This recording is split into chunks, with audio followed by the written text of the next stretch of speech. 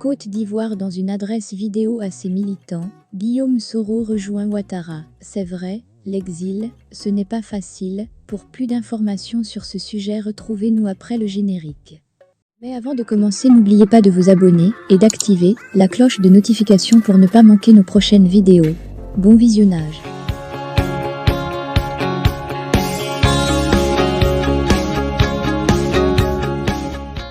Cela fait un bon moment que celui à qui l'homme attribuait les déclarations de l'avatar Christiapi ne fait plus parler de lui.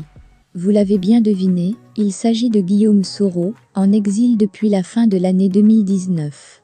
Il s'est adressé à ses militants à travers une visioconférence diffusée sur ses réseaux sociaux en ne révélant toutefois pas son lieu de cachette. C'était à la faveur de ses 51 ans d'âge. L'homme affirme qu'il va bien, mais s'inquiète plutôt pour le sort de ses camarades encore en détention, reconnaissant aussi que l'exil est difficile, comme l'a toujours dit le président de la République Alassane Ouattara. « Je vais bien, je circule, je tiens des réunions, je voyage », indique Guillaume Soro qui se dit plutôt préoccupé pour ses camarades qui sont toujours en prison. Alors qu'on le dit à la recherche d'alliés et d'argent, notamment en Russie, il précise simplement qu'il noue des contacts et participe à des réunions privées.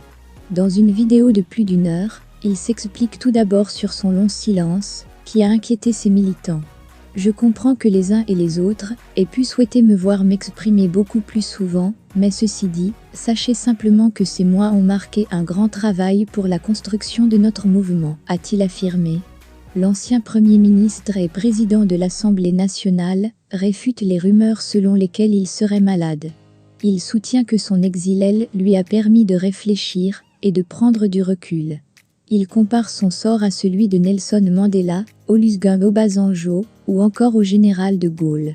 C'est vrai, l'exil, ce n'est pas facile, mais l'exil permet à un homme politique de se forger, de réfléchir, de bâtir, de construire et ça, c'est très important, a confié l'ancien Premier ministre. Bien que la justice ait dissous son parti, le GPS, Guillaume Soro croit toujours en son destin politique. Il dit vouloir rétablir l'état de droit en Côte d'Ivoire.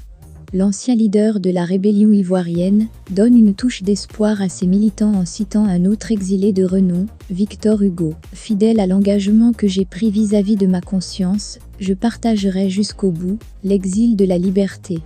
Quand la liberté rentrera, je rentrerai. »